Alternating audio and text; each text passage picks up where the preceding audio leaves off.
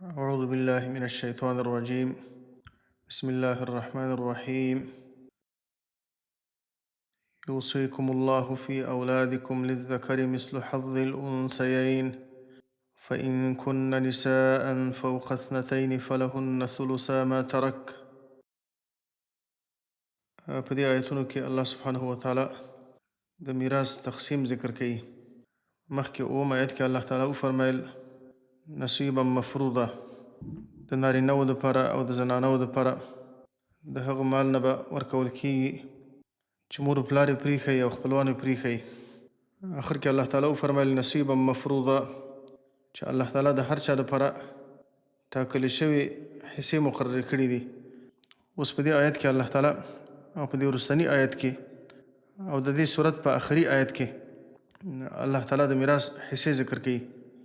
یوصیکم الله فی اولادکم. د میراث تقریبا څو اسباب دي. یو خو د ورثو اقسام ذوي الفروض دي او عصبه دي او ذوي الارحام دي. او مهم اقسام د ورثو ذوي الفروض دي او عصبه دي. ذوي الفروض هغو کسانانو ته ویل کېږي چې هغو دپاره الله تعالی په قرآن کریم کې خاص حصې ټاکلي دي چې هغه دلته په دې آیت کې په دې وروستني آیت کې الله ذکر کوي او د دې صورت په آخري آیت کې هم د هغو حصې الله ذکر کړي دي. یو عصبه دي. عصبه هغو کسانانو ته ویل کېږي چې کله په ذوي الفروضو باندې مال تقسیم شي، د هغو نه چې کوم مال پاتې کېږي نو هغه ټول مال هغو ته پاتې کېږي، هغو ته عصبه وایي. لکه حدیث کې راغلی دی، رسول الله صلی الله علیه وسلم فرمایي الحقوا الفرائض بأهلها فما أبقت الفرائض فلأولى رجل ذکر. تاسې هغه فرایض چې الله تعالی ټاکلي دي، د میراث حصې چې الله ټاکلي دي، هغه تاسې خپل اهل ته ورکوئ او د فرایضو نه چې وروسته څه مال پاتې کېږي فلأولى رجل ذکر، نو بیا د هغه نارینه دپاره دی چې هغه مړي ته ډېر زیات نږدې دی. بیا د عصوبت دپاره څلور اسباب دي. یو بنوت دی او ابوت دی او بل اخوت دی او بل عمومت دی. یعنی اول سر کې د ټولو نه نږدې عصبه چې دي زامن دي. بیا که زامن نه و بیا پلار عصبه دی. بیا د ابوت جهت دی. بیا د هغه نه وروسته اخوت دی، ورونه دي، یا سکه ورونه یا هغه ورونه چې هغه د پلار د طرفه دي. او په آخر کې بیا عمومت دی، یعنی ترونه یا ورپسې بیا د ترونه اولادونه. نو دغه دې ته عصبه وایي. عصبه چې کله ذوي الفروض نه وي نو ټول مال هغو ته پاتې کېږي. او که ذوي الفروض موجود وي، یعنې هغه کسانان چې هغو دپاره الله خپلې حصې ټاکلي دي، نو اول په ذوي الفروض باندې مال تقسیمیږي. د هغو نه چې کوم مال پاتې شو بیا هغه ټول مال په عصبو کې چې څوک ډېر نږدې دي مړي ته نو هغو ته ورکول کېږي. او بیا په د میراث څو اسباب دي. یو د میراث دپاره یو سبب ولادت دی، بل سبب زوجیت دی او بل سبب اخوت دی. یو د ولادت سبب دی چې مثلا مور و پلار وفات شي او د هغو نه اولاد پاتې شي، یا برعکس اولاد وفات شي د هغو نه مور و پلار پاتې شي، چې په دې اول آیت کې الله تعالی د دې صورتونه ذکر کوي. او بل صورت د زوجیت دی. مثلا ښځه وفات شي د ښځې نه خاوند پاتې شي، یا برعکس خاوند وفات شي د خاوند نه ښځه پاتې شي، چې هغه په دې وروسته آیت کې الله تعالی ذکر کوي. دریم سبب اخوت دی. ورور وفات شي د ورور نه ورونه پاتې شي، خویندې پاتې شي. خور وفات شي د هغې نه ورونه پاتې شي او خویندې پاتې شي. دا د اخوت سبب دی. بیا اخوت درې قسمه دی. یو سکه ورونه او خویندې دي، هغو ته د میراثو په اصطلاح کې او د فقه په اصطلاح کې هغو ته عیاني ورونه وایي. عیاني سکه ورونه، سکه خویندې. یو هغه دي چې هغه د یوازې د پلار د طرفه دي، هغو ته علاتی ویل کېږي. او بل هغه دي چې هغه یوازې د مور د خوا نه دي، هغو ته اخیافي ویل کېږي. د اخیافي ورونو خویندو ذکر الله تعالی په دغه وروستي آیت کې کوي. دغه آیت پسې چې کوم آیت دی 12 آیت کې الله تعالی د هغو د میراث ذکر هم کړی دی. او د سکه ورونو خویندو او یا د علاتی، که سکه نه و بیا علاتی، یعنې هغه ورونه خویندې چې هغه د پلار د طرفه دي، د هغو ذکر الله تعالی د دې صورت په آخر آیت کې کړی دی. نو د میراث دغه څو آیتونو باندې چې سړی ځان پوه کړي نو د میراث اکثر مسایل حل کولی شي. د میراث مسله دومره مهمه مسله ده چې الله تعالی په خپله تقسیم کړې ده او خلک په دې کې ډېر زیات غفلت کوي، په دې کې خلک ډېر بېبا کوي. داسې کسانان دي چې هغه منځونه هم زیات کوي، تلاوتونه هم زیات کوي او ډېر دینداره یي، خو لیکن د میراث مسله کې بیا صفر یي. سره د دې نه چې دا دونه مهمه مسله ده چې الله تعالی میراث په خپله تقسیم کړی دی. د جاهلیت په زمانه کې به هم په د میراث باره کې ظلم کېده، په زنانو باندې ماشومانو باندې به ظلم کېده، په کمزورو باندې، او په اوس زمانه کې هم ظلم کېږي، زنانو ته څوک میراث نه ورکوي. نو په دې اول آیت کې الله تعالی د ولادت د سبب ذکر کوي چې مور پلار وفات شي، د هغو نه اولاد پاتې شي. اول دا صورت الله بیانوي، بیا په دې کې 3 صورتونه الله تعالی بیانوي. یا برعکس چې اولاد وفات شي او د هغو نه مور پلار پاتې شي، بیا په هغه کې الله تعالی 3 صورتونه بیانوي. نو په دې اول آیت کې الله تعالی 6 صورتونه بیانوي. 3 صورتونه چې مور پلار وفات شي، د هغو نه اولاد پاتې شي، او 3 صورتونه چې اولاد وفات شي او د هغو نه مور پلار پاتې شي. خلاصه یې دا ده، کله چې مور پلار وفات شي د هغو نه اولاد پاتې شي، نو که اولاد که لورګانې زامن ځینې دواړه پاتې وو، نو په دې صورت کې الله فرمایي للذکر مثل حظ الانثیین، د نر دپاره د 2 جنکیو حق دی. په میراث کې د الک د زوی حصه د 2 لورګانو برابر ده، او که چېرته یوه لور پاتې وه د هغې دپاره نیمایي مال دی. که 2 لورګانې پاتې وي د هغو دپاره، یا د هغې نه زیاتې وي د هغو دپاره، بیا 2 ثلثه دي. دا ټول مال په 3 برخو تقسیمیږي. 2 برخې د دې 2 لورګانو یا د 2 نه چې زیات دي د هغو کېږي، او دا پاتې په نورو ورثو باندې تقسیمیږي. او برعکس که اولاد وفات شي د هغو نه مور پلار پاتې شي، نو بیا په دې کې 3 صورتونه دي. اول صورت دا دی چې یا به د کوم زوی چې وفات شوی دی یا لور وفات شوې ده او د دې نه مور پلار پاتې دي، یا به اولاد دي یا بني. که اولاد یې وه نو د مور پلار دپاره 6 حصه ده د هر یو دپاره. دا ټول مال په 6 حصو تقسیمیږي. یوه 6 حصه مور ته ورکول کېږي، بله 6 حصه پلار ته ورکول کېږي، دا پاتې حصې به په دې نور ورثو تقسیمیږي. او که چېرته د مړي اولاد نه وه، نو بیا په دې صورت کې پلار عصبه دی او د مور دپاره 3 حصه ده. دا مال په 3 حصو تقسیمیږي. البته که نور ورثو اول هغو ته ورکول کېږي، بیا د هغه نه وروسته د دې باقي مال 3 حصه مور ته ورکول کېږي او پاتې حصې پلار ته د عصوبت په طریقې پاتې کېږي. دا په هغه صورت کې چې اولاد هم نه او ورونه هم نه. که ورونه یې وه، بیا په دې صورت کې د مور حصه کمیږي، د 3 حصې نه 6 حصې ته راکمیږي. نو په دې اول آیت کې الله تعالی دغه 3 صورتونه ذکر کوي. یوصیکم الله فی اولادکم، یوصیکم الله، الله تعالی فرمایي وصیت کوي تاسو ته الله تعالی فی اولادکم، ستاسې د اولاد په باره کې الله تعالی تاسې ته پوخ امر کوي د هغو د میراث په باره کې. للذکر مثل حظ الانثیین، للذکر دپاره د نارینه مثل حظ الانثیین، په شانته د برخې د 2 جنکیو دی. یعنې کله چې مور پلار وفات شي د هغو نه اولاد پاتې شي، او په دې اولاد کې نارینه هم شته دي او جنکۍ هم پکې شته، زامن هم شته، جنکۍ هم پکې شته. نو د هر زوی دپاره 2 حصې دي او د هرې لور دپاره 1 حصه ده.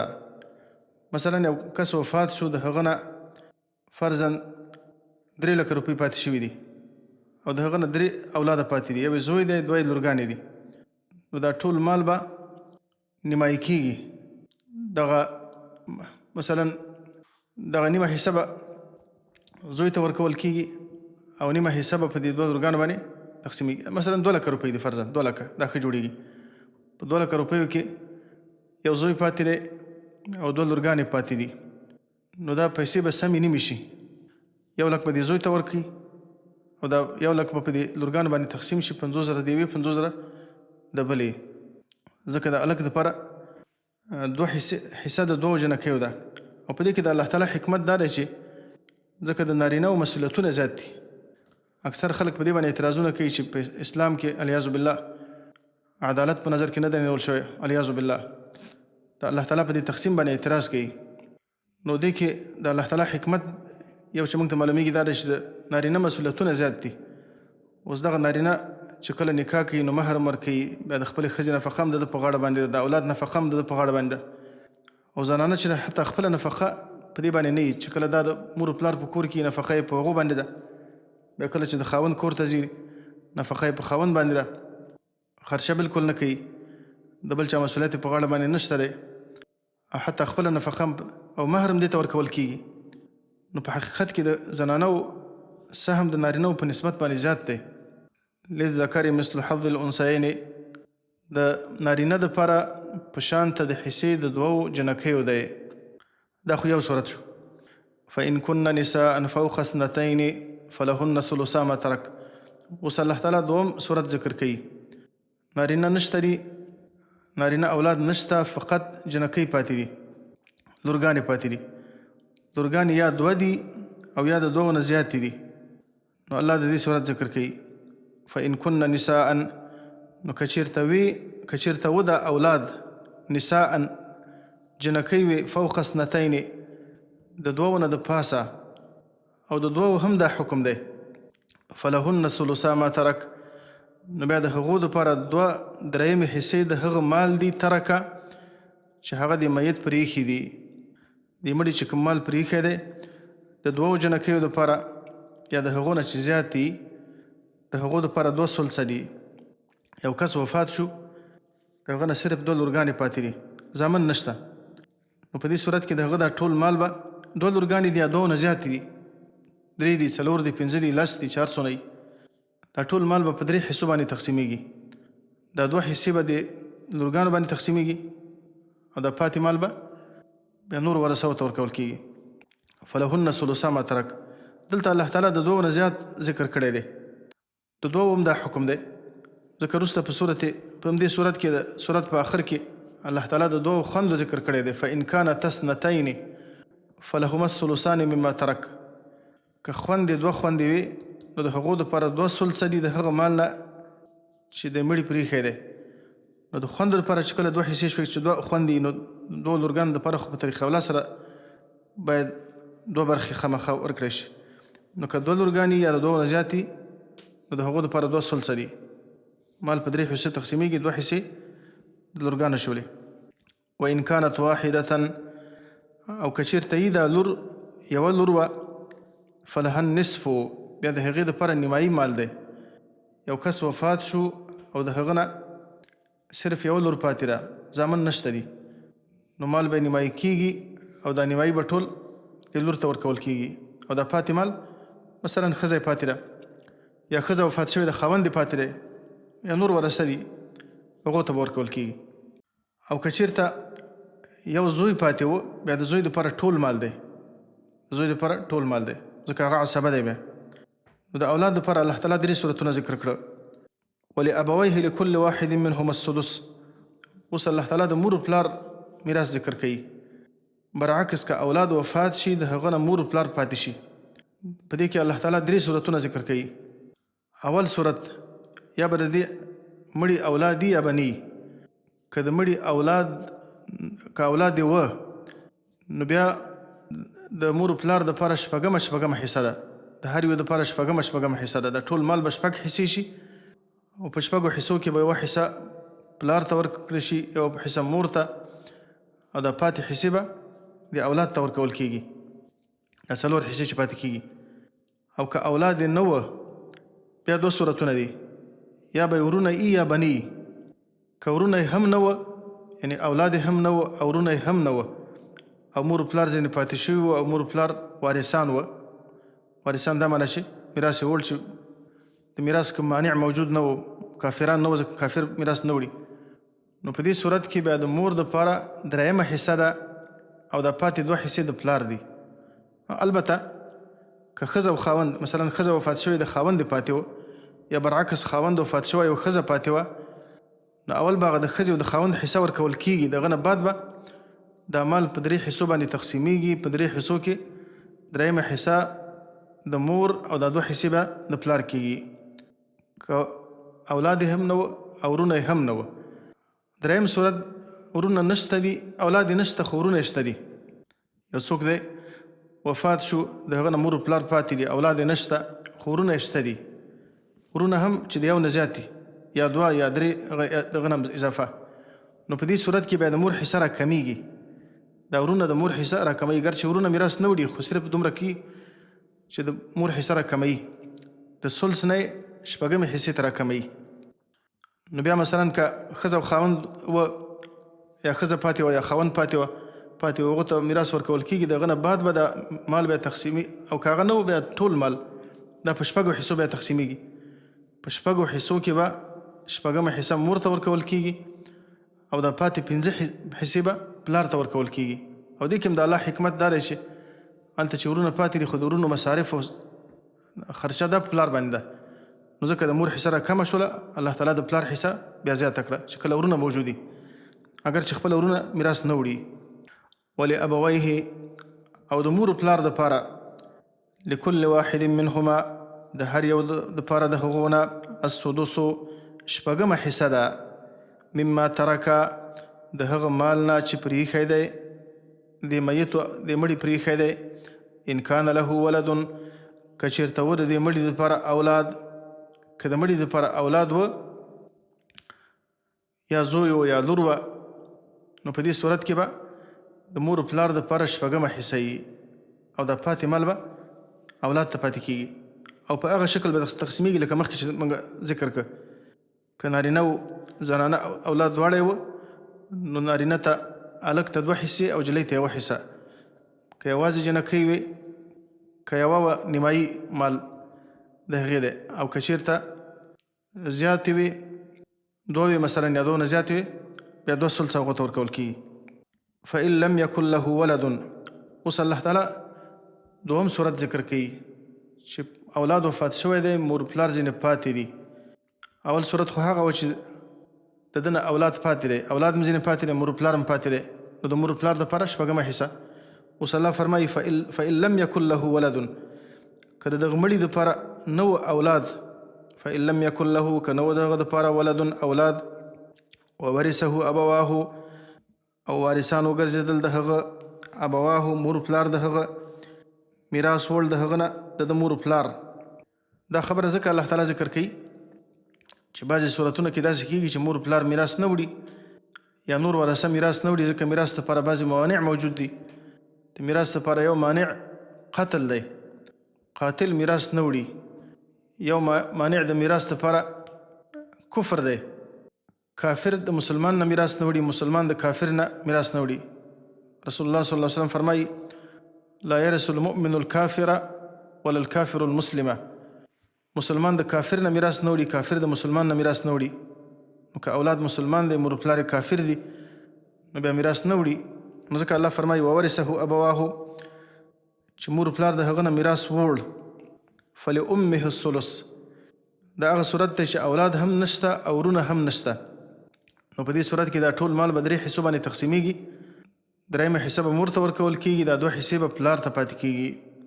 فإن كان له إخوة، درېیم صورت الله تعالی ذکر کوي اولاد نشته خو ورونه شته. اولاد نشته، مور پلار ځینې پاتې، خو د دې په څنګ کې ورونه هم شته دي.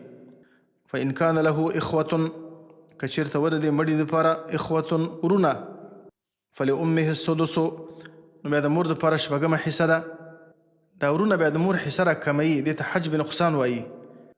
حجب نقصان دا معنی چې د مور حصه یې راکمه کړه. مخکې د مور حصه درېیمه حصه وه، ټول مال په 3 حصو تقسیمېده. درېیمه حصه د مور کېدله او 2 حصې د پلار کېدلې. اوس چې کله اولاد نشته خو ورونه شته دي، نو د ورونو د وجې نه د پلار حصه زیاته شوله، د مور حصه راکمه شوه.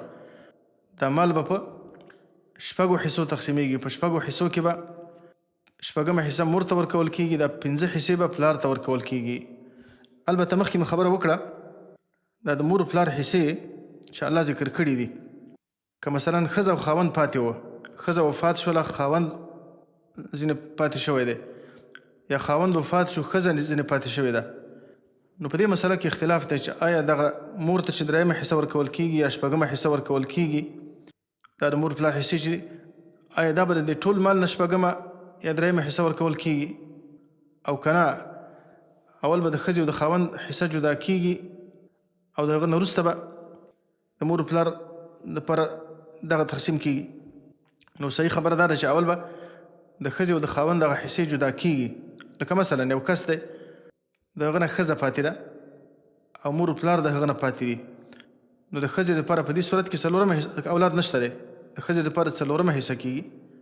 نو اول به دا ټول مال په څلورو حصو باندې تقسیم شي، څلورمه حصه به ښځې ته ورکړي، دا درې حصې چې پاتې کېږي دا به بیا که ورونه نه وه نو په درې حصو به تقسیم شي. په دا درې حصو کې به یوه حصه د مور شي، دوه حصې د پلار، او که ورونه وه نو دغه درې حصې به په شپږو حصو تقسیم شي، دې نه به شپږ حصې جوړې شي. شپږمه حصه به مور ته ورکړي او دا پنځه حصې به پلار ته پاتې شي.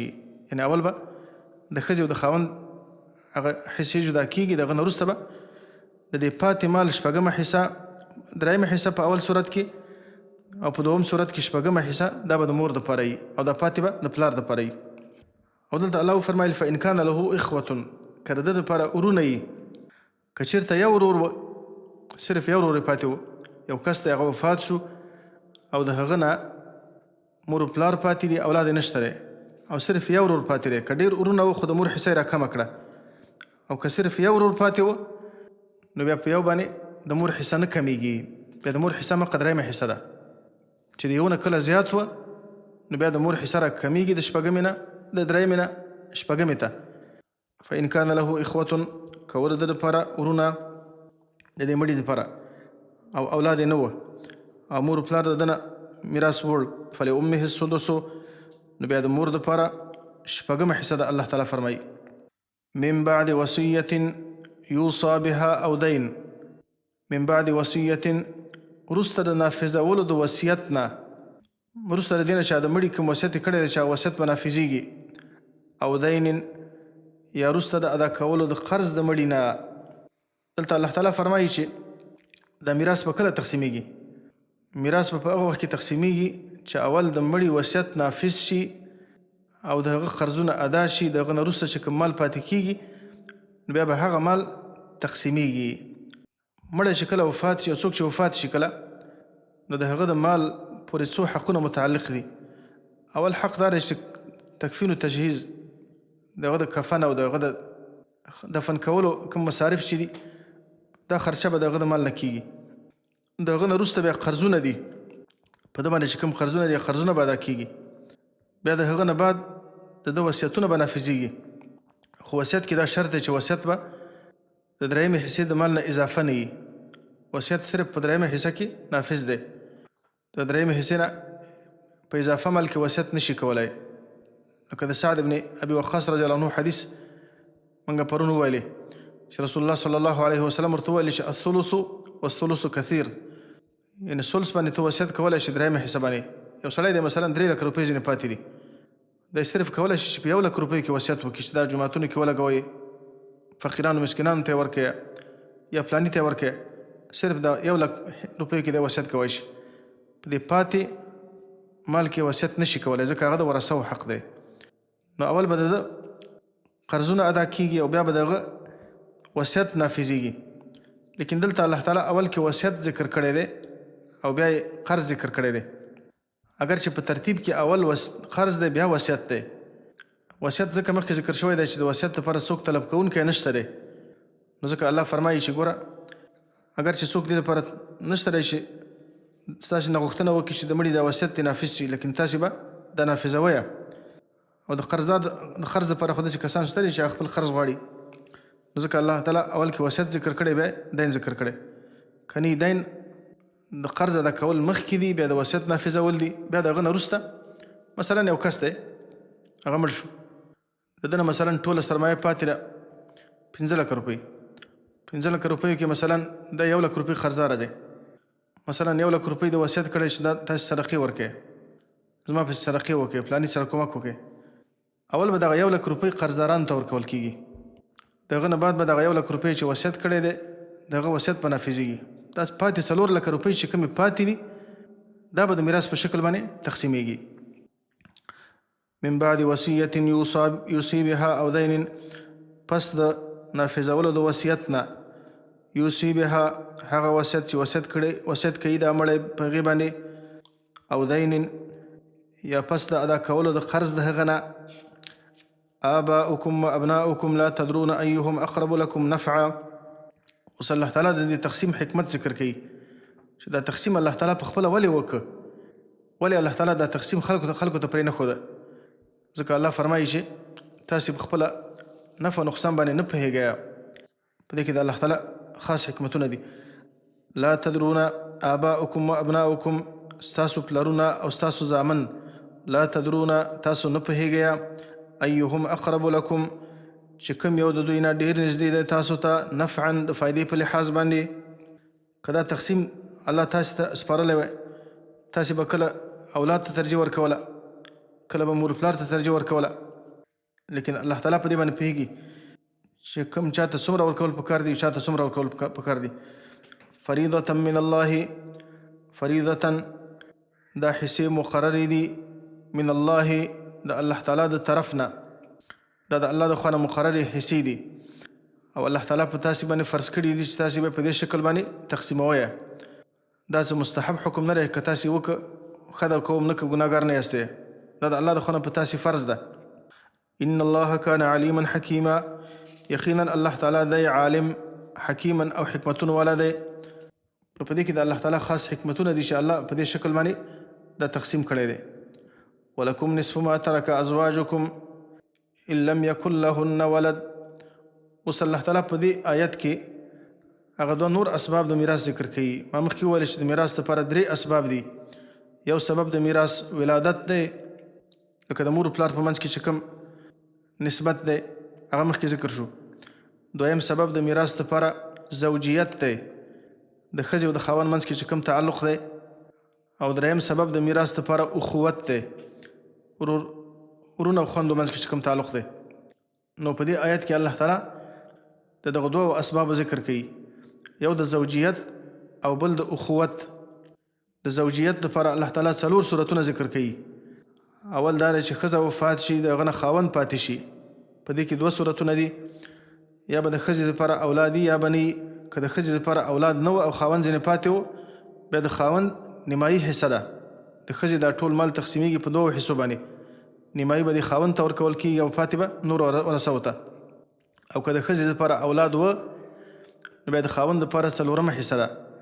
ټول مال به په 4 حصو تقسیمیږي، یو حصه به خاوند ته ورکول کېږي، د پاتې حصې نور ورثو ته. او که چېرته خاوند وفات شي او ښځه ځینې پاتې شي د هغې دپاره هم 2 صورتونه دي، یا به د خاوند اولادي یا به نه وي، یا د دې ښځې نه یا د بلې ښځې نه یا به نه وي. که چېرته د خاوند اولاد یې که نه وه نو د ښځې دپاره 4مه حصه ده. ټول مال 4 حصه باندې تقسیمیږي، یوه حصه ښځې ته ورکول کېږي، د پاتې حصه نور ورثو ته. او دلته که یوه ښځه وه که ډېرې ښځې وي، که ښځه یوه وه که 2 یي که 3 که 4 ښځې وي، همدغه یو حکم دی، 4مه حصه ورکول کېږي. او که چېرته د خاوند اولاد و نو بیا په دې صورت کې د ښځې لپاره 8مه حصه ده. که یوه ښځه ده که 2 دي او که 4 دي، د دې ټول یو حکم دی. دا ټول مال به په 8 حصو باندې تقسیمیږي، 8مه حصه به ښځې ته ورکول کېږي، د پاتې 2 حصې به په ورثو باندې تقسیمیږي. ولکم نصف ما ترک ازواجکم، ولکم او ستاسو دپاره نصف ما ترک نیمایي د هغه مال دی ترک ازواجکم چې پرېښی دی. ازواجکم یعنې زنانه و ستاسو، چې کله زنانه وفات شي خاوند ځینې پاتې شي نو ستاسې دپاره الله فرمایي نیمایي مال دی. ان لم یکن لهن ولد، که چېرته نه و د دې زنانو دپاره ولد اولاد، یا د دې خاوند نه یا د بل خاوند نه، که اولاد یې نه و نو د خاوند دپاره نیمایي حصه ده. فان کان لهن ولد، که چېرته و د دې زنانو دپاره ولد اولاد، فلکم الربع، بیا ستاسو دپاره 4مه حصه ده. مما ترکنا د هغه مال نه چې د زنانو پرېښی دی. من بعد وصیت، خو دلته بیا ما خبره الله تعالی کوي، من بعد وصیت، وروسته د نافظولو د وصیت نه. یوصین بها، چې وصیت کوي دا زنانه په هغې باندې. او دین، یا وروسته د ادا کولو د قرض نه چې په دوی باندې کوم قرض دی. اول به قرض ادا کېږي، بیا به وصیت نافظېږي، بیا به د هغه نه وروسته دغه مال په دې شکل تقسیمیږي. نو دا خو هغه صورت شو چې زنانه وفات شوې ده خاوند یې پاتې دی. اوس الله برعکس صورت ذکر کوي چې خاوند وفات شوی دی زنانه پاتې دي. په دې کې هم 2 صورتونه دي، ولهن الربع ولهن، او د دې زنانو دپاره الله فرمایي الربع د دوی دپاره 4مه حصه ده، مما ترکتم د هغه مال نه چې تاسې پرېښی دی، ان لم یکن لکم ولد، که نه ستاسې دپاره اولاد، که ستاسې اولاد نه وه نو ستاسې د زنانو دپاره ستاسې په مال کې 4مه حصه ده. لکه مخکې مې خبره وکړه که زنانه یوه زنانه او که ډېرې د ټول یو حکم دی. که یوه زنانه یوه ښځه چانه پاتې، که 2 پاتې، که 3 پاتې، که 4 پاتې، نو که اولاد یې نه وه د دې خاوند د دې ښځو 4مه حصه ده. ټول مال په 4 حصو تقسیمیږي، 4مه حصه ښځې ته ورکول کېږي. فإن کان لکم ولد، که اوس ستاسو دپاره اولاد او زنانه ستاسې نه پاتې شوې، فلهن الثمن، نو ستاسې د ښځو دپاره 8مه حصه ده، مما ترکتم د هغه مال نه چې تاسې پرېښی دی، من بعد وصیة، وروسته د نافظولو د وصیت نه، توصون بها چې وصیت کوئ تاسې په هغې سره، او دین، یا وروسته د ادا کولو د قرض نه چې په تاسې باندې کوم قرض دی. نو دا 4 صورتونه الله تعالی په زوجیت کې ذکر کړه. وإن كان رجل يورث کلالة، اوس الله تعالی هغه 3م صورت ذکر کوي، د اخوت د سبب تفصیل الله تعالی کوي چې مثلا یو کس وفات شي، د هغه نه ورونه پاتې شي، د هغه نه خویندې پاتې شي، الله د دې ذکر کوي. او دلته مراد په اتفاق سره هغه ورونه او خویندې مراد دي چې هغه اخیافي ورونه او خویندې دي چې هغه د مور د خوا نه صرف دي. هغه ورونه چې هغه یا هغه خویندې چې هغه یوازې د مور د طرفه دي چې هغه ته اخیافي وایي. لکه مخکې ما تقسیم وکړه چې ورونه او خویندې 3 قسمه دي، یو عیاني دي، یو علاتی دي، او بل اخیافي دي. عیاني سکو ته وایي چې د مور پلار دواړو د طرفه وي. علاتی هغو ته ویل کېږي چې هغه د پلار د خوا نه وي، د مور د خوا نه وي، پلار کې شریکي او مور کې سره بیلي. بل اخیافي دي، اخیافي هغه ته ویل کېږي چې هغه په مور کې شریکي او پلار سره جدا وي، یوازې د مور د خوا نه وي. نو په دې آیت کې الله تعالی د هغو ورونو خویندو ذکر کوي چې هغه اخیافي دي، یعنې یوازې په مور کې شریک دي او پلار کې شریک نه دي. نو الله تعالی د هغو صورتونه ذکر کوي. تقریبا 2 صورتونه دي، اسانه خبره ده، 2 صورتونه الله ذکر کوي. او په دې کې د نارینهو او د زنانهو فرق نشته دی. په دې کې د ورونو د خویندو فرق نشته دی. ورونه او خویندې بالکل یو شی دي. که ورور وفات شي خویندې پاتې شي، یا برعکس که خور وفات شي ورونه پاتې شي، مسله یوه ده. مسله داسې ده که ورور وفات شو یا خور وفات شوله، مور پلار یې نه وه، اولاد هم نه وه او پلار هم نه وه، دې ته کلاله وایي چې اولاد هم نه او اصول فروع نه وي، اولاد هم نشته دی، پلار هم نشته، نیکه هم نشته. نو په دې صورت کې یا به یو کس پاتې یا به زیات پاتې. په دې ورونو خویندو کې به یا یو کس پاتې یا به زیات پاتې. که یو کس پاتې وه، یا ورور پاتې وه، یا خور پاتې وه، نو د هغو دپاره 6مه حصه ده. دا ټول مال په 6 حصو تقسیمیږي. 6مه حصه به دغه یو کس ته ورکول کېږي چې یا د مور د طرفه یا ورور ده یا خور ده. او که چېرته د یوه نه زیات وه، 2 یا 3 یا 10 وه، ورونه او خویندې ګډ وډ، په دې کې فرق نشته دی. بیا دا ټول مال به په 3 حصو تقسیمیږي او دا ټول په دې ثلث کې شریک دي. په 3 حصو تقسیمیږي. 3مه حصه به مساویانه شکل باندې په دې باندې تقسیمیږي. که ورونه او خویندې ګډ وډ وو، که یوازې ورونه وو، که یوازې خویندې وي، د ټولو به یو حکم دی.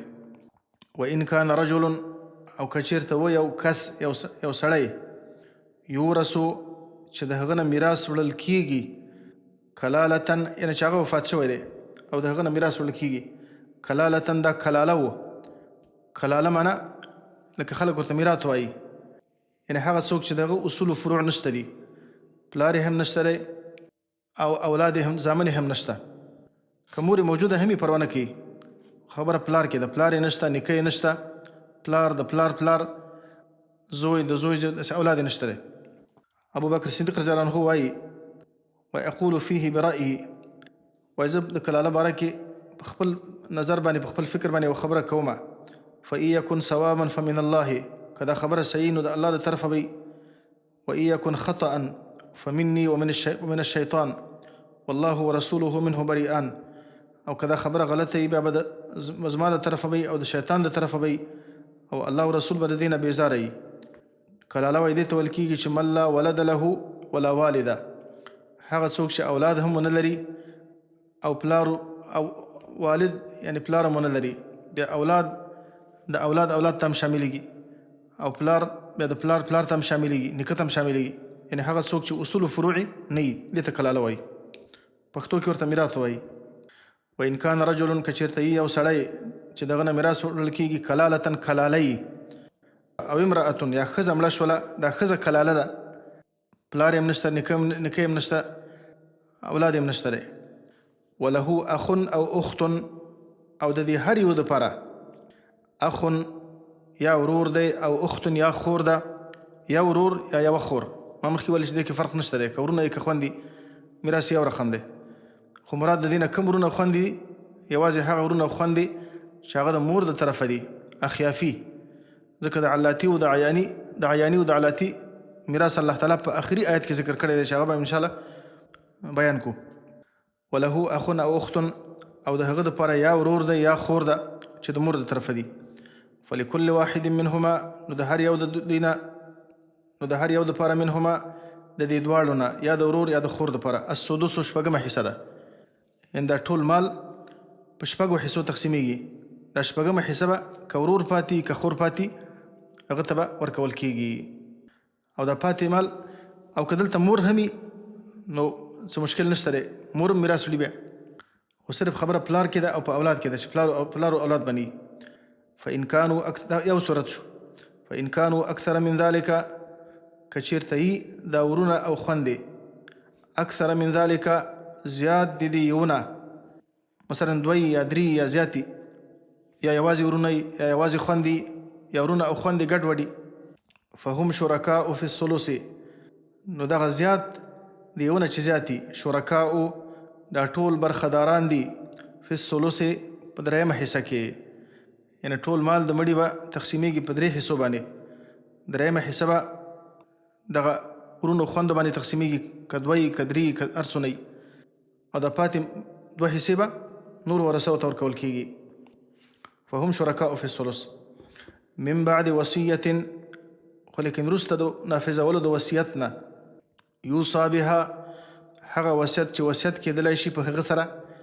یوصا یې ځکه ولې چې مخکې په صیغې د مجهول سره، ځکه چې مخکې دا معلومه نه ده چې څوک وفات شوی دی، ورور وفات شوی دی او که خور وفات شوی ده، نو ځکه په صیغې د مجهول سره وویل شو چې وصیت کېدلی شي بها په هغه وصیت سره. که ورور وصیت کړی که خور وصیت کړی، که دا مړی ورور دی که خور دی، نو اول به وصیت نافظیږي.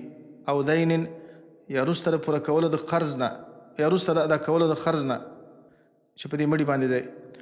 غیر مضار په داسې حال کې چې نه به یې دا وصیت کوونکی ضرر رسوونکی خپل ورثو ته. دا وصیت به داسې وصیت نه وي کړی چې په دې وصیت کې به خپل ورثو ته ضرر رسول مقصد وي، دا به نه کوي.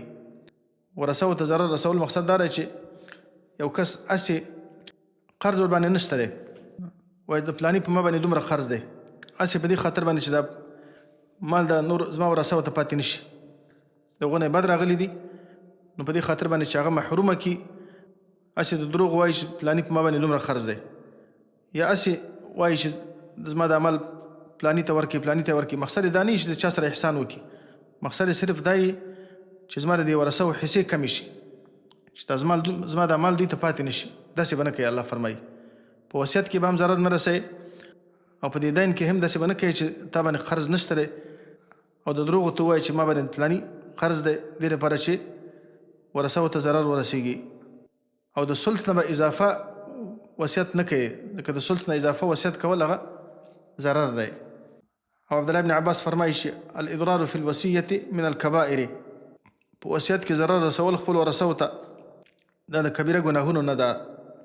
من بعد وصیة من الله، الله فرمایي چې دا وصیت کړی دی الله تعالی تاسې ته په وصیت کولو سره.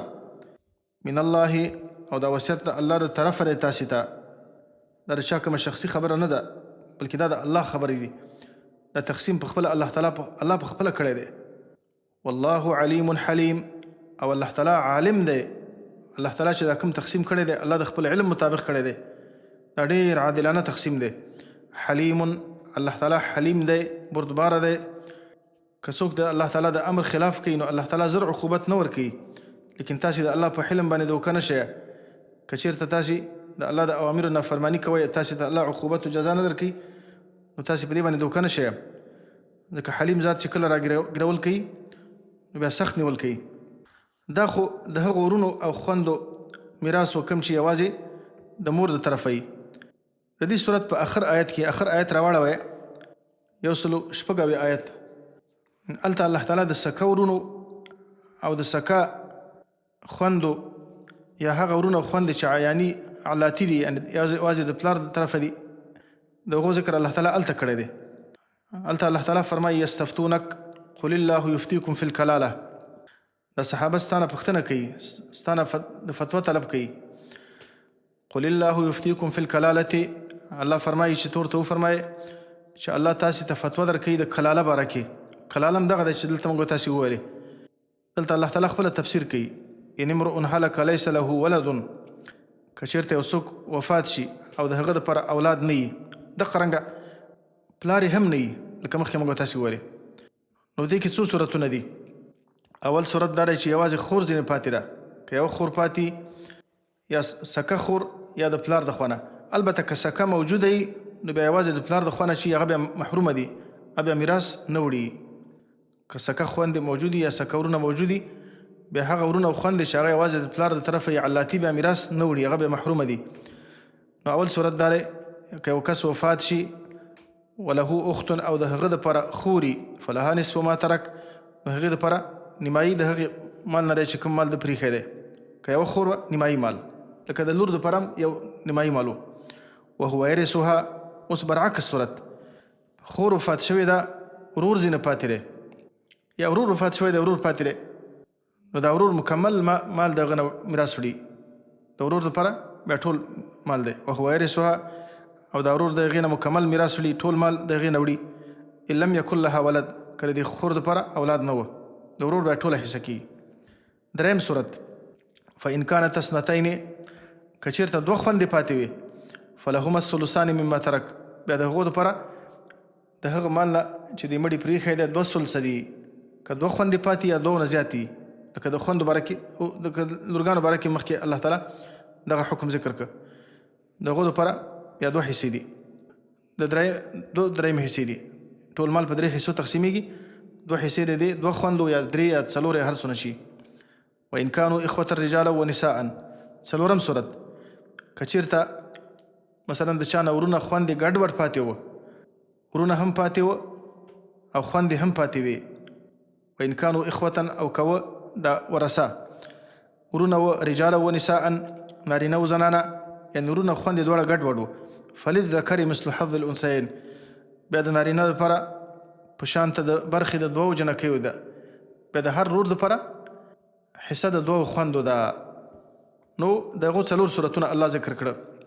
که چېرته یوه خور پاتې نیمایي حصه، که چېرته ورور پاتې ټول مال، که چېرته 2 خوندې یا 2 نه زیاتې، نو په مال 3 حصو باندې تقسیمیږي.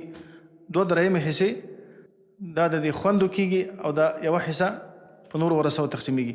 څلورم صورت، که ورونه خوندې ګډوډ پاتې وه، نو په دې صورت کې مال په دې شکل تقسیمیږي چې هر ورور ته به 2 حصې ورکول کېږي او هرې خور ته به 1 حصه ورکول کېږي.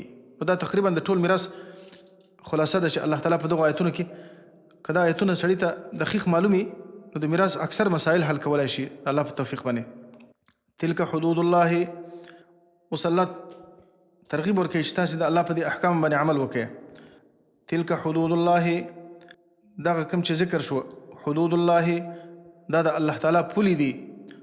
دا تاسې ته الله تعالی دا حدود وضع کړي دي، نو تاسې د دې نه تجاوز مه کوئ. الله خپل ځان ته نسبت کوي، دا د الله احکام دي او ستاسې دپاره الله ټاکلي دي. ومن یطع الله ورسوله، او هغه څوک چې تابعداري وکړي د الله تعالی او د الله د رسول، د الله په احکام باندې عمل وکړي. یدخله جنات، او د الله د رسول په امر باندې عمل وکړي.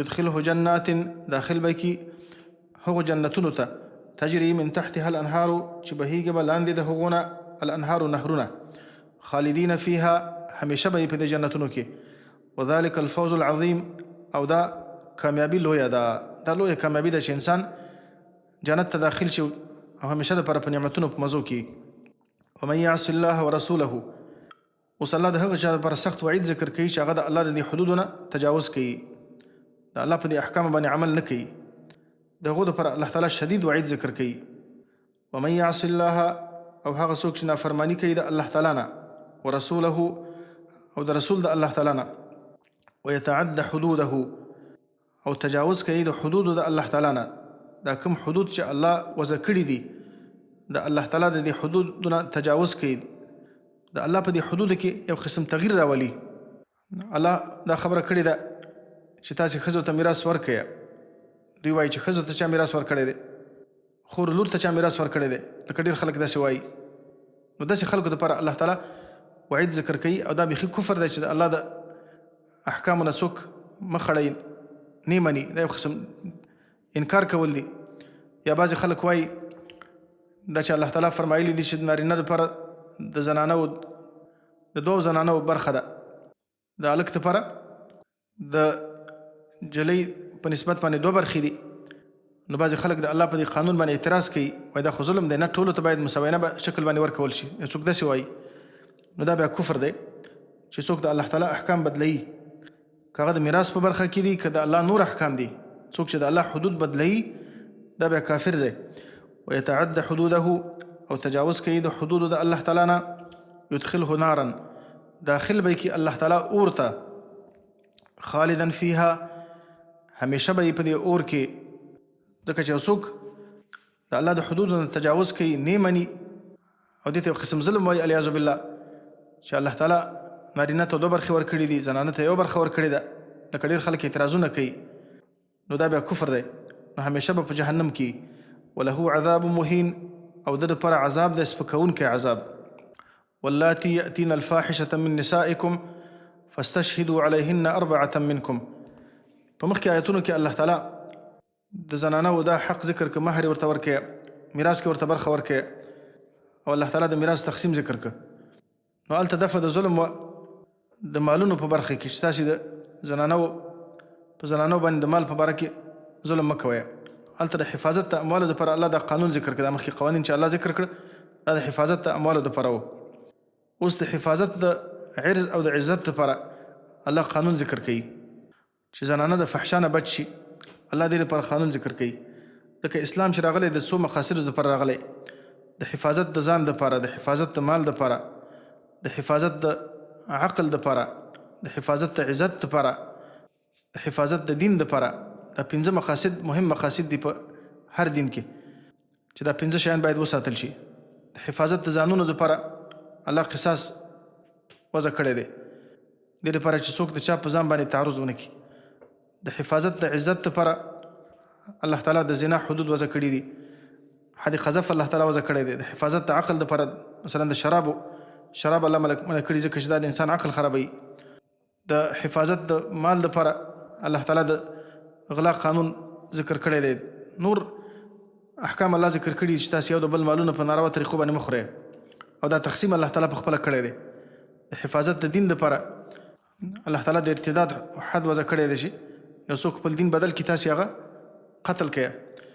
نو دلته الله تعالی د حفاظت د عرض او د عزت لپاره قانون ذکر کوي واللاتي یأتین الفاحشة او هغه زنانه یأتین الفاحشة چې هغه راتګ کوي فحشا او زنا ته چې زنا او فحشا کوي من نسائکم د زنانو ستاسو نه فاستشهدوا علیهن 4 منکم نو تاسې شاهدان ولټوئ علیهن په هغو باندې 4 منکم 4 نارینه ستاسو نه 4 نارینه به په باب د زنا کې شهادت کوي په باب د زنا کې د زنانو شهادت نه قبلېږي فإن شهدوا نو که د 4 نارینه مسلمانانو شهادت وکړه فامسکوهن فی البیوت نو تاسې بندې وساتئ دا زنانه فی البیوت په کورونو کې حتی یتوفاهن الموت تر دې پورې چې وفات کې دوی لره مرګ تر دې پورې چې په دې کورو کې مړې شي او یجعل الله لهن سبیلا، یا دا چې مقرر کړي الله تعالی د دوی دپاره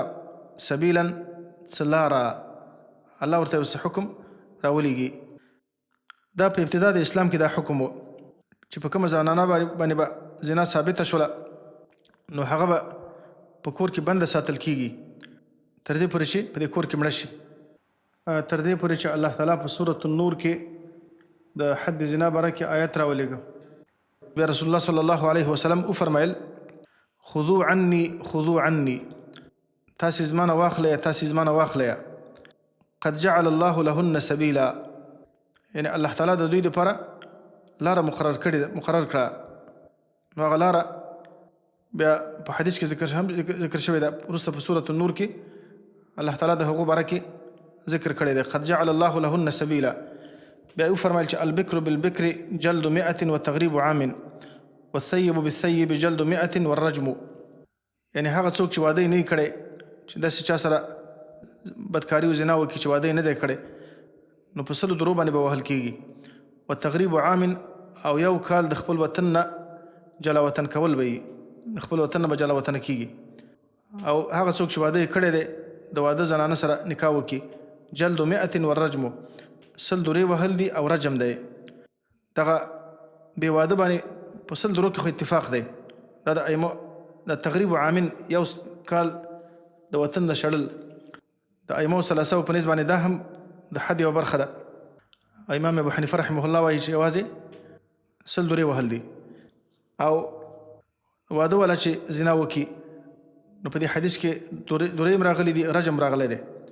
لیکن وروسته د پیغمبر صلی الله علیه وسلم د عمل نه دا خبره ثابتېږي چې پیغمبر صلی الله علیه وسلم یوازې رجم کړی دی. لکه ماعز رضی الله عنه نه زنا شوې وه، پیغمبر صلی الله علیه وسلم هغه یوازې رجم کړی دی او په درو باندې نه دی وهلی، نو دا حکم یوازې رجم دی. بیا نو الله فرمایي تاسې په کورونو کې بندې وساتئ، ځکه زنا پیدا کېږي د دې نه چې زنانه د کورونو نه بیرون ازادې پرېښودل شي، نو په دې باندې زنا زیاتېږي. نو په دې خاطر باندې الله فرمایي چې تاسې په کورونو کې بندې وساتئ. اول دا حکم یا وروسته دا حکم منسوخ شو په هغه آیت باندې الزانیة والزاني فاجلدوا كل واحد منهما 100 جلدة واللذان يأتيانها منكم، واللذان او هغه دوه کسانان یأتیانها چې راتګ وکړي دي فحشا ته منکم ستاسو نه فآذوهما، نو تاسې هغو ته بدې ردې ووایه، هغو ته اذیت ورکړه، پیغور ورته ورکړه، بدې ردې ورته ووایه او داسې په څپلیو باندې ووهیه، په سوکو څپېړې باندې ووهیه. دا الله فرمایي. د دې آیت باره کې بعضې علما وایي چې دغه مخکې کوم حکم چې الله تعالی ذکر کړ همدغه دوه کسانان چې دا زنا یې کړې ده، زنانه باره کې خو الله حکم وکړ چې تاسې بندې په کورو کې وساتئ.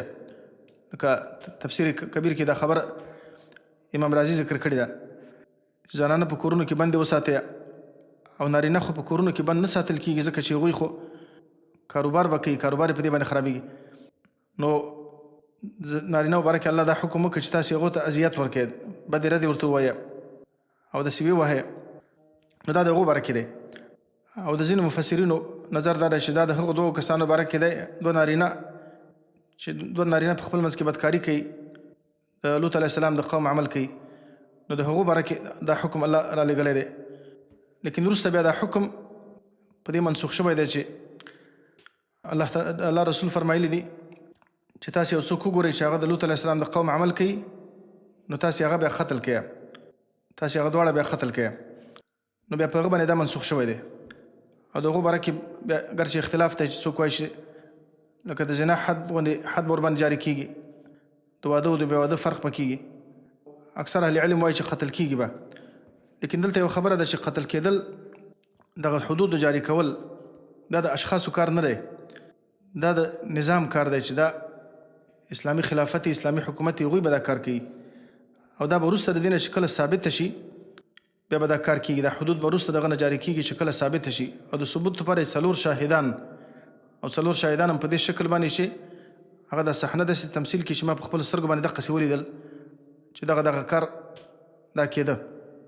یا دا چې یو کس خپله 4 کرته اقرار وکړي او که یو کس په چا باندې داسې ادعا وکړه او شاهدان یې پیش نه کړی شو هغه ته حد قذف ورکول کېږي سورة نور کې الله تعالی فرمایي فجلدوهم 80 جلدة، تاسې هغه 80 دورې ووهیه او د هغه ګواهي تاسې مه قبلوئ او هغه د الله په نزد فاسقان دي. فإن تابا وأصلحا، فإن تابا که چېرته توبه وایستله دوی دواړو، واصلحا او خپل عمل اصلاح که، پاینده کې خپل عمل اصلاح که، فاعرضوا عنهما بیا تاسې د هغو نه مخ واړوئ، بیا تاسې هغو ته نور بدې ردې مه وایه.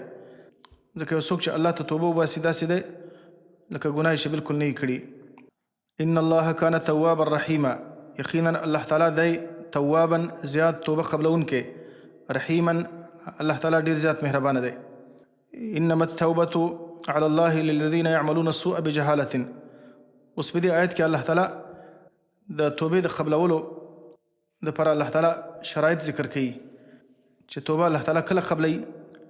نو الله توبه د مرګ نه مخکې قبلوي او د مرګ د حالت نه مخکې الله توبه قبلوي، او د زنقدن په وخت کې یا د مرګ نه وروسته الله توبه نه قبلوي. الله دا خبره ذکر کوي. انما التوبة، یقینا توبه یعنی قبلول د توبې، علی الله په الله تعالی باندې چې الله تعالی تفضلا په خپل ځان باندې لازمه کړې ده چې دا توبه زه قبلومه. للذین د هغو کسانانو دپاره ده یعملون السوء چې هغه کوي السوء ګناه بجهالت په ناپوهۍ باندې. په ناپوهۍ باندې دا معنا نه چې یو سړی په دې نه پوهېږي چې دا ګناه ده. انسان چې هره ګناه کوي، ابوالعالیه نه دا خبره نقل ده چې دا الله د پیغمبر صحابه به دا خبره کوله، کل ذنب اصابه عبد فهو بجهالة. هره ګناه چې بنده یې کوي نو دا د جهالت د وجې نه کېږي، دا د ګناه په وخت کې دی جاهل دی. انسان چې کله ګناه کوي د ګناه په وخت کې دی جاهل دی. نو د هره ګناه که خطأني که عمدني دا بجهالتن ده. یعملون السوء بجهالة چې هغه کوي ګناه بجهالة په ناپوهۍ باندې. ثم یتوبون چې بیا توبه وباسي الله تعالی ته من قریب په نږدې وخت کې. نږدې وخت کې دا معنا د مرګ نه مخکې، د زنقدن د وخت نه مخکې توبه الله ته وباسي. فاولئک یتوب الله علیهم، نو دا قسم خلق یتوب الله مهرباني کوي الله تعالی علیهم په دوی باندې، یعنی الله تعالی توبه قبلوي. وکان الله علیما حکیما، او دی الله تعالی عالم په هر څه باندې او حکمتونه والا دی. ولیست التوبة، او نشته قبلېدل د توبې للذین د هغو کسانانو دپاره یعملون السیئات چې هغه کوي ګناهونه، حتی تر دې پورې دی ګناهونه کوي اذا حضر احدهم، کله چې نږدې شي او کس د دوی ته الموت مرګ، یعنی کله چې د زنقدن حالت راشي، قال وای انی تبت الآن، یقینا ما توبته توبه وایسته الله تعالی ته الآن اوس. بیا د زنقدن په وخت کې الله تعالی توبه نه قبلوي. لکه حدیث کې راغلی دی پیغمبر صلی الله علیه وسلم فرمایي ان الله تعالی یقبل توبة العبد ما لم یغرغر. الله تعالی د خپل بنده توبه قبلوي تر څو پورې چې د هغه دا روح مرۍ ته نه رسېدلی. کله چې روح د هغه مرۍ ته ورسېږي د زنقدن په حالت کې و، بیا الله تعالی توبه نه قبلوي. وللذین یموتون وهم کفار، او نه هغه کسانان یموتون چې مړه کېږي وهم کفارون په داسې حال کې چې کافران دي. کوم کسانان چې د کفر په حالت کې مړه کېږي نو په دغه وخت کې الله تعالی توبه نه قبلوي. لکه فرعون الله تعالی ته توبه ایستلې وه. فرعون چې کله هلاکېده نو په دې وخت کې ویلي و چې آمنتو برب موسی و هارون، چې ما د موسی او د هارون په رب باندې ایمان راوړی. فرعون چې کله وفات کېده نو فرعون ایمان راوړ د مرګ په وخت کې، لیکن هغه وخت کې الله ورته وفرمایل چې الآن وقد عصیت قبل وكنت من المفسدین. آیت اوس توبه باسي سره دې نه چې مخکې تا نافرماني کوله د الله تعالی د مفسدانو نه وې، په اوس وخت کې الله ستا توبه نه قبلوي. اولئک اعتدنا لهم عذابا الیما، دا قسم خلق الله فرمایي اعتدنا لهم تیار کړی دی موږ د دوی دپاره عذابا الیما، عذاب دردونکی عذاب. یا ایها الذین آمنوا لا يحل لكم ان ترثوا النساء کرها، ای مؤمنانو لا يحل لكم حلال ندي ستاسو دپاره ان ترثوا النساء کرها. په دې آیت کې الله تعالی د جاهلیت په ورسم باندې رد کوي. د جاهلیت په زمانه کې زنانې داسې ګڼلې لکه د مالو متاع په شان، لکه د حیواناتو په شان. زنانه به په میراث کې وړل کېدلې. زنانو ته به چا میراث نه ورکاوه، بلکې خپله به زنانه دوی میراث ګاڼه. یو کس چې به کله مړ شو او ښځه به ځینې پاتې شوله، د دې ښځې اختیارات به د ده د ورثو سره وو. که خوښه به وه نو د مهر نه بغیر به ځان ته به په نکاح کوله، د هغې د رضا نه بغیر ځان ته به په نکاح کوله. او که خوښه به وه بل چا ته به په نکاح ورکوله، بل چا به یې خرڅوله. او که خوښه به وه همداسې به یې پرېښودله، نه به یې خپله نکاح ورسره کوله، نه به یې بل چا ته پرېښودله. او داسې به په تنګوله چې دا کوم میراث ورته د خاوند نه پاتې دی چې دغه میراث موږ ته راکړي، او د دې مقابل کې به ورته اجازه ورکړو چې بل چا سره نکاح وکړي. لکه اوس وخت کې هم تقریبا همدغسې حالت دی. سبحان الله، جهالت اوس هم شته دی. اوس هم خلک زنانه چې کله خاوند یې وفات شي نو داسې ګڼي وایي دا زموږ کونډه ده، هغه ځان دپاره یو قسم میراث ګڼي. چې کله خاوند وفات شو هغه بیا د خپل اختیار مالکه ده. فقط هغه 4 میاشتې 10 ورځې چې کله هغه د احداد موده یې پوره شي بیا د هغه نه وروسته د زنانه د خپل اختیار مالکه ده. چا سره نکاح کول غواړي کولی شي. نو دغه جاهلانه رسم اوس هم شته دی. الله فرمایي یا ایها الذین آمنوا، ای مؤمنانو، لا یحل لکم، حلال نه دي ستاسو دپاره، ان ترثوا النساء، چې تاسې په میراث باندې واخلئ زنانه، کرهن په زور باندې، چې تاسې په زوره زنانه د ځان دپاره میراث وګڼئ چې دا خو زموږ میراث دی. ولا تعضلوهن، بلکې تاسې هغې ته اختیار ورکوئ چې کله خاوند وفات شو نو هغه اختیار لري چې د چا سره نکاح کول غواړي نکاح ورسره کولی شي.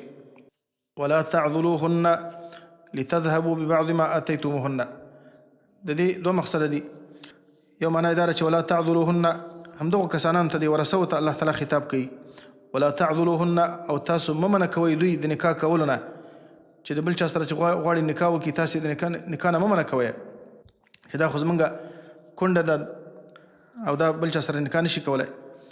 لتذهبوا ببعض ما آتيتموهن، دې لپاره چې تاسې ویسئ د دوی نه او واخلئ د دوی نه ببعض ما آتيتموهن، بعضې هغه مال چې تاسې دوی ته ورکړی دی.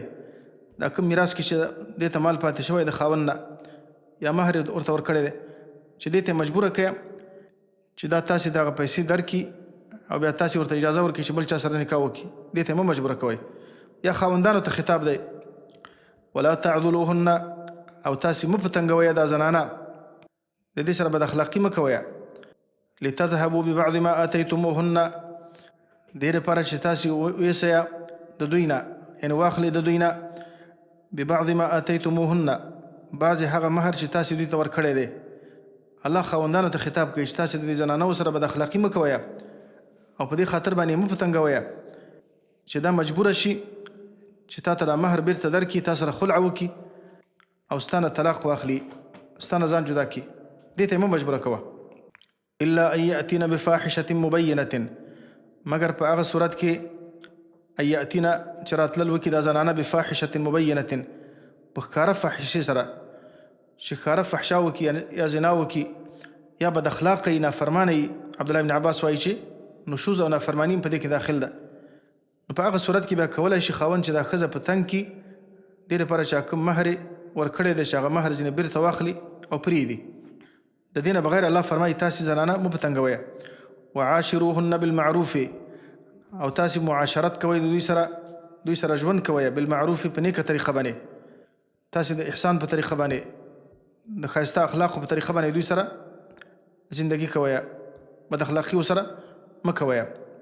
فإن کرهتموهن، الله فرمایي فإن کرهتموهن، نو که تاسې بدې ګڼئ دا زنانه، فعسى ان تکرهوا شیئا، نو نږدې ده او کېدلی شي ان تکرهوا شیئا چې تاسې به بد ګڼئ یو شی، ویجعل الله، او وبګرځئ الله تعالی فیه په هغه کې خیرا کثیره، ډېر خیر. کېدای شي تاسې به د دوی نه نفرت کوئ، بد به م راځي ځینې، کېدای شي الله تعالی د دې په وجه باندې تاسې ته نیکان اولادونه درکړي یا نور خیر الله تعالی په دې کې واچوي. یو حدیث کې راغلی چې لا یفرق مؤمن مؤمنة، مؤمن د مؤمنه ښځه بده نه ګڼي. ان کرها منها خلقا رضي منها آخر، که د هغې یو خوی بد راځي کېدای شي د بل خوی د وجې نه خوشحاله شي، راضي شي. وإن أردتم استبدال زوج مکان زوج، اوس الله تعالی په دې آیت کې د دې خبرې ذکر کوي که څوک خامخا غواړي چې ښځې ته طلاق ورکړي او دا خپل ښځه پرېږدي بله ښځه کوي، دا کوم مهر چې ورکړی دا مهر به بیرته نه ځینې اخلي. وإن أردتم استبدال زوج مكان زوج، او که تاسو اراده درلودله استبدال زوج د بدلولو د یوې ښځې مکان زوج په ځای د بلې ښځې باندې، یعنې یوه ښځه طلاقویه او د هغې په ځای باندې بله ښځه تاسې کوئ، نکاح ورسره کوئ. وآتیتم احداهن قنطارا، او ورکړي تاسو د یوې ښځې ته قنطارا ډېر زیات مال، یوه لویه خزانه هم ورکړي په مهر کې. فلا تأخذوا منه شیئا، نو ما اخلئ تاسې منه د دې مهر نه شیئا هیڅ شی، ستاسې دپاره د هغه نه اخیستل دا جایز نه دي. او د دې آیت نه معلومیږي چې یو کس زنانه ته په مهر کې ډېر مال هم ورکوی شي، خو په حدیثو کې کم مهر ته ترغیب راغلی دی. پیغمبر صلی الله علیه وسلم فرمایي ان اعظم النکاح برکة ایسره مؤونة، په ټولو کې د لوی برکت والا نکاح هغه ده چې مؤونت و مصارف یې کمي، خرچه و مصرف یې کمي. او عمر رضی الله عنه وایي چې ای خلکو تاسې په مهرونو کې مغالات مه کوئ، لا تغالوا فی المهور، تاسې مهرونه زیات ما اخلیه. فإنها لو كانت مكرمة عند الله في الدنيا وتقوى في الآخرة لكان نبي الله أولى بها منكم. ځکه که د مهر زیات اخیستل که دا د دنیا په لحاظ باندې د عزت خبره وای او د آخرت په لحاظ باندې د تقوا خبره وای، د ټول نه زیات مستحق د الله پیغمبر و چې دا کار یې کړی وای. لیکن د الله پیغمبر نه خپلو بیبیانو ته زیات مهر ورکړی دی او نه د خپلو لورګانو دپاره زیات مهر اخیستی دی. د 12 اوښیو نه زیات مهر نه دی اخیستی خپلو لورګانو دپاره، لیکن دا جایز ده چې یو څوک زیات مهر ورکړي. وآتیتم احداهن قنطارا، ورکړی تاسې یوې زنانه ته قنطارا د قنطار په اندازې باندې مهر، یعنې د لویې خزانې په اندازې باندې مهر ورکړی. فلا تأخذوا منه شیئا، نو ما اخلي تاسې د دې مهر نه شیئا هیڅ شی. اتأخذونه بهتانا، اوس الله فرمایي آیا تاسې اخلي دا مهر د دې زنانو نه بهتانا د بهتان په طریقې باندې، و اثم مبینا او د ښکاره ګناه په طریقې باندې، یا د ظلم په طریقې باندې او د ښکاره ګناه په طریقې باندې. بهتان دا معنی چې تاسې دې لپاره چې هغې ته یوه لاره جوړه کړي چې د هغې نه دا مهر واخلی، بد اخلاقي ورسره کوی، په هغې کې څه عیب نه وي، تاسې ورباندې عیب لګوی، بهتان پسې کوی، نو تاسې په دې طریقې باندې د هغې نه مهر اخلی، نو دا خو ډېره بده طریقه ده. وکیف تأخذونه، اوس الله فرمایي وکیف تأخذونه، او څرنګه تاسې اخلي دا مهر د دې زنانو نه. وقد افضى بعضكم الى بعض، په داسې حال کې چې نږدې شوي دي بعضکم بعضې ستاسې الى بعض بعضې نورو ته، تاسې یو د بل نه فایده اخیستې ده. واخذنا منکم میثاقا غلیظا، واخذنا منکم او اخیستې ده دې زنانو منکم ستاسو نه میثاقا غلیظا، مضبوطه وعده یې ستاسې نه اخیستې ده. خپله د نکاح عقد چې دی دا مضبوطه وعده ده، او دا وعده ده چې یا به په نیکه طریقه باندې تا ساتمه یا به دې په ښې طریقې باندې پرېږدمه. نو دا خو د نکاح شرط دی چې میثاق غلیظ دوی ستاسو نه اخیستی دی، او د میثاق غلیظ تقاضا دا ده چې یا په ښې طریقې باندې ساتل یا په ښې طریقې باندې پرېښودل. نو څنګه تاسې د دوی نه دا مهر اخلی. ولا تنکحوا ما نکح آباؤکم، دې نه وروسته الله تعالی هغه زنانه ذکر کوي چې د هغو سره نکاح حرامه ده. دا به انشاءالله په سبا درس کې ووایو. وصلی الله وسلم وبارک علی نبینا محمد وعلى آله وأصحابه أجمعين.